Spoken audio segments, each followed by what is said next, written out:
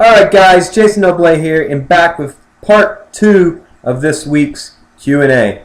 Alright, so the first question took me a long time to answer, so I figured this would be best done in 2 videos. Alright, so on to the second question. Second question's a bit shorter, so I'll probably be able to get it done quite quickly. Could you recommend some workouts to do on the field while training, besides weight room like squats, deadlifts? And what I'm going to tell you is this is a great question because something that comes up all too often when I'm asked about how to become a soccer player, everyone wants to focus on physical things, how they physically can improve themselves to become better at soccer. Well, that doesn't really make sense to me because the priority in soccer should be able to play soccer. So you should be focusing on this no matter your goals. So here's the thing.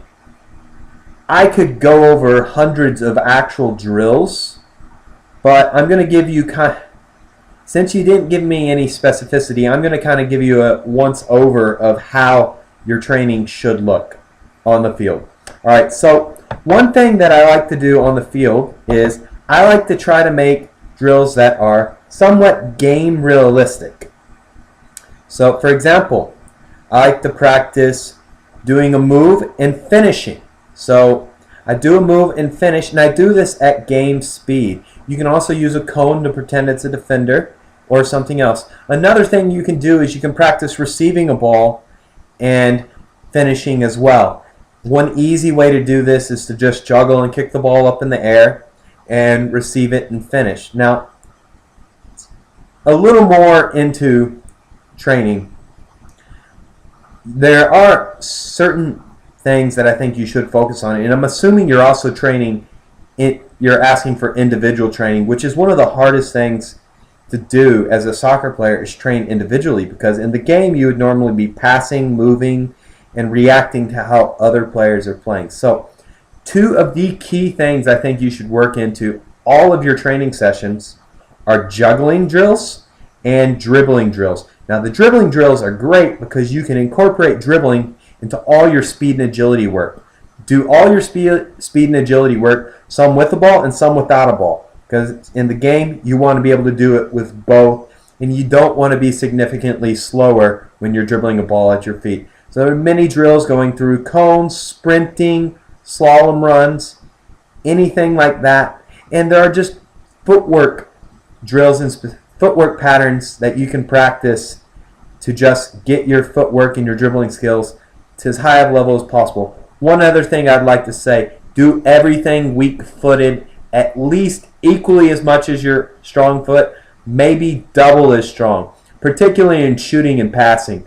I always try to do shooting 2 shots with my weak foot, 1 shot with my strong foot.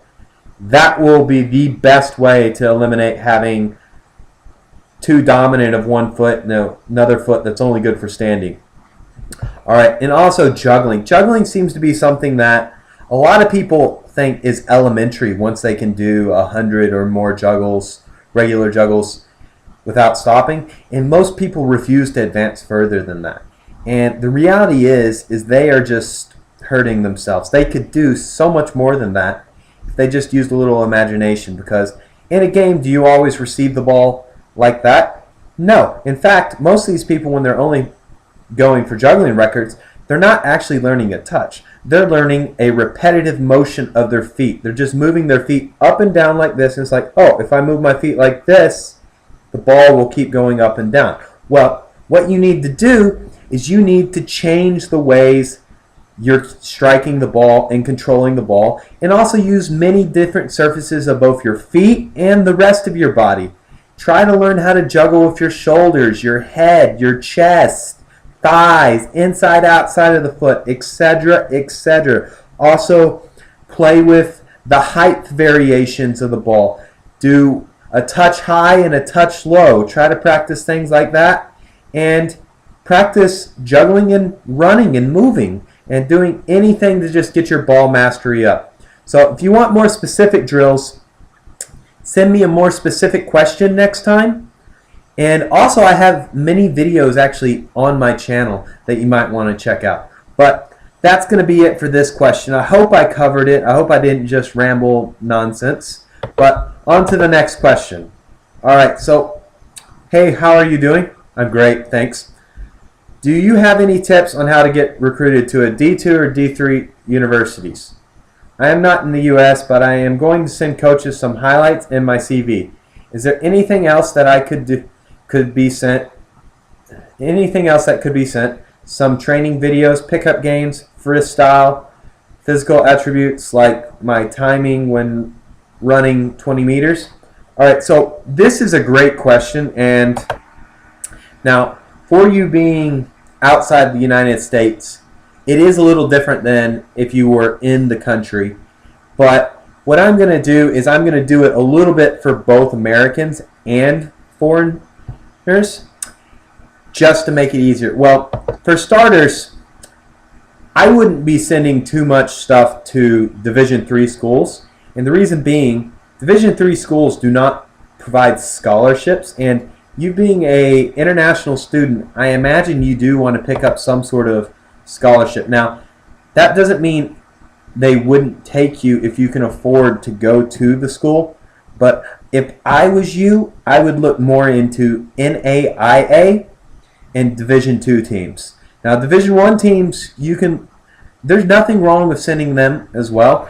But the reason I want to go with the NAIA and Division II teams is their recruiting rules are much more lenient than the Division I team, Division I schools.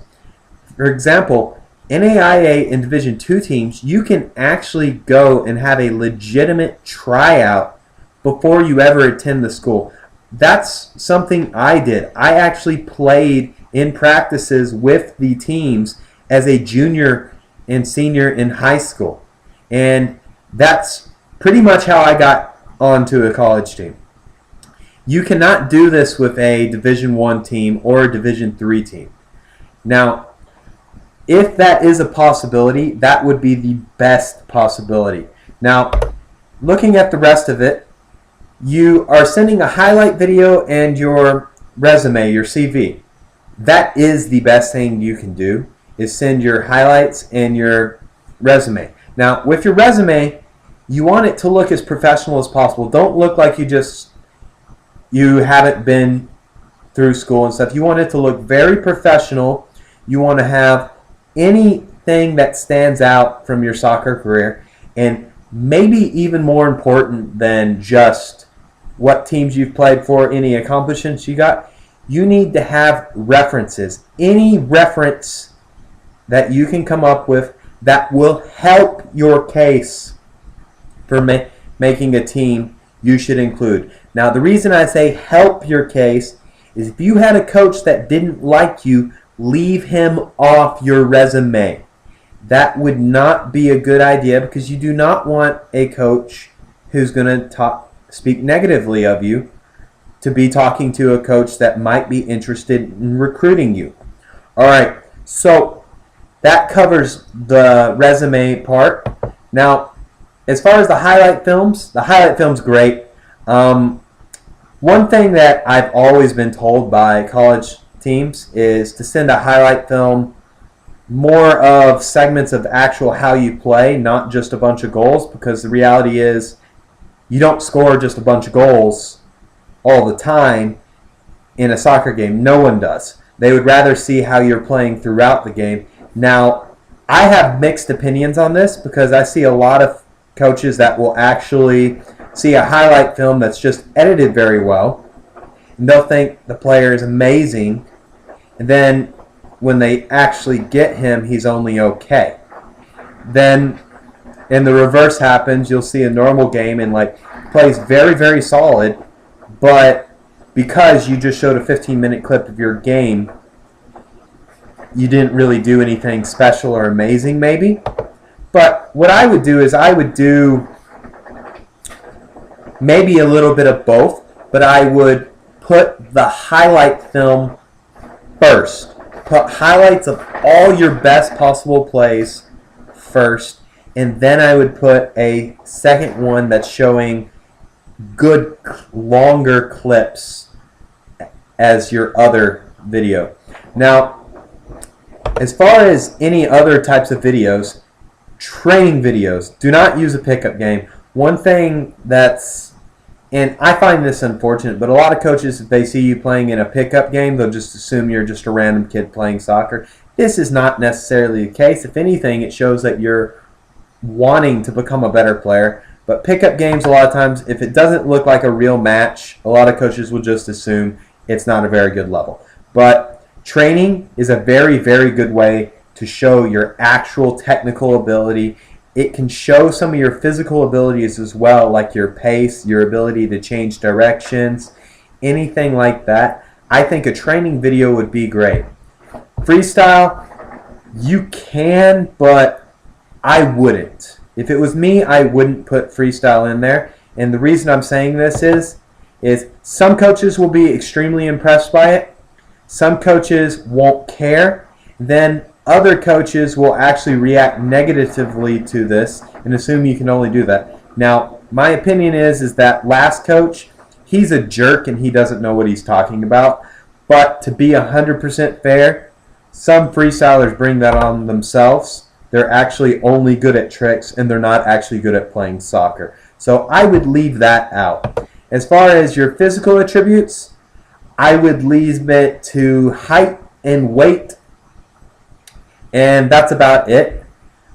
Most soccer coaches don't do things like 40-yard dash times and things like that. They can tell if you're fast by how you're performing on the field, and showing your height and weight will be more than satisfactory. And you frankly might not even need to show that at all, but I would include that as well. Other than that, I think as an international student, there is also the possibility to look into an agency that will market you as a player. There are actually agencies, if you Google it online, that specialize in getting scholarships for international students to go play college sports in the United States. This would be a surefire way to get on a team, but you have to pay for it, and normally you have to pay quite a bit. But I think pretty much if you can pay for it, unless you're absolutely terrible, they'll find a team for you. All right, guys, that wraps up my Q&A for this week. Talk to you next time. Peace.